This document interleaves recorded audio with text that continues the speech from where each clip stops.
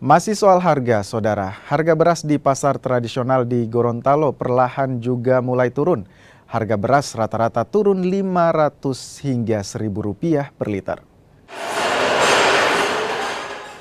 Setelah lebih dari 3 bulan mengalami kenaikan, harga beras di tingkat pengecer di pasar sentral kota Gorontalo mulai turun.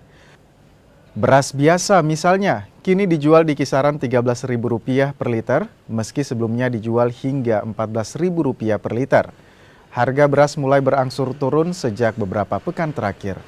Stok beras di pasaran mulai melimpah, apalagi adanya beras SPHP yang disalurkan oleh pemerintah. Dikit lah, sekitaran 50.000 per karung turunnya. Turun Ya. Kalau sekarang per karung biasa beli? Kalau sekarang beras yang bagus itu dia 750. Kalau kemarin itu sempat sampai 800. Sampai 800, ada kalanya 800 lebih. Sekarang lumayan turun sedikit. Kalau per liter atau per kilonya berapa? Kalau per kilonya biasa sampai 17, sekarang sudah 16. Oh, sekarang itu turunnya itu di antara 1.000 dengan 500 turunnya. Sampai Rp500 Ya. turun.